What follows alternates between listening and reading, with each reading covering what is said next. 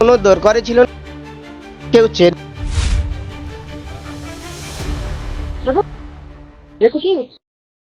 নগর থানা এলাকা এবং পরবর্তীতে আমরা দেখলাম যে পুলিশের মদতে জায়গা পরিস্থিতি নিয়ন্ত্রণে আছে, কিন্তু আজকে এসেছিলেন শুভেন্দু অধিকারী। এর আগে সুকান্ত মজুমদার আসতে চেয়েছিলেন, বাধা দেওয়া হয়েছে। শুভেন্দু অধিকারী এসেছিলেন, কিভাবে দেখছেন?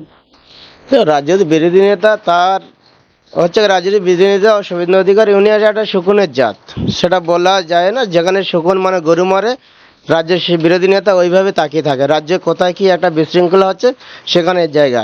এটা আমরা দেখে আসছি যে রাজ্যের বিরোধী নেতা যদি 10 মিনিট বক্তব্য রাখে, 8 মিনিট থেকে 9 মিনিট ও দিদি আর পিসি আর ভাইপো মানে অভিষেক ব্যানার্জি আর মমতা ব্যানার্জি, এছাড়া ওনার আর কোনো বক্তব্য নেই, কোনো ভাষা নেই।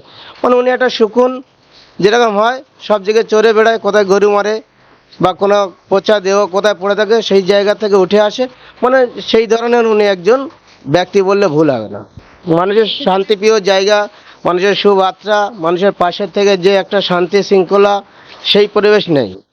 আজকে এসেছিলেন, কিভাবে দেখছেন আপনি একজন কিন্তু স্থানীয় বাসিন্দা? স্থানীয় বাসিন্দা হিসাবে তিনি রাজ্যের বিরোধী নেতা এসছে, দেখেছে, কিন্তু পুলিশ সেখানে পাবলিক ছিল না, একটাও লোক ছিল না। এখানে নেই বিজেপি বলে, এখানে নেই। কয়েকজনকে সাজিয়ে গুছিয়ে তাদেরকে টাকা দিয়ে কিনে সেটাকে বিজেপিকে সাজিয়ে যারা করছে, তার বিরোধী নেতা ভারতবর্ষের সংবিধান হিসাবে সব জায়গায় যাওয়ার তার অধিকার আছে, এসেছিলেন। বিজেপি কি আপনাদের বিরোধী সবকিছুটাই করছেন? কি মনে হয়েছে আপনাদের বিরোধিতা করছে? বিরোধিতা আমাদের এখানে নেই। আমাদের এখানে মামাটি মানুষের সরকারের হিসাবে এখানে সব জায়গায় আমরা একত্রিতভাবে বসবাস করি, এখানে বিরোধিতা বলে কিছু নেই। আচ্ছা, এই যে দুই গোষ্ঠীর সম্প্রদায়, দুটি সম্প্রদায়ের মধ্যে দাঙ্গা চলছে, কিভাবে মানে কি মনে হচ্ছে যে রাজনৈতিক কিছুটা বেশি আগুন লাগাচ্ছে মনে হচ্ছে? এটা কিছু কিছু মানুষ আছে, মানে সম্প্রদায় যারা দাঙ্গা লাগাতে চায় বা দাঙ্গা লাগাওয়া যাদের একটা মেন উদ্দেশ্য বাংলাকে অশান্ত করার জন্য, কিছু কিছু মানুষ আছে, তারা তাদের কাজ করছে।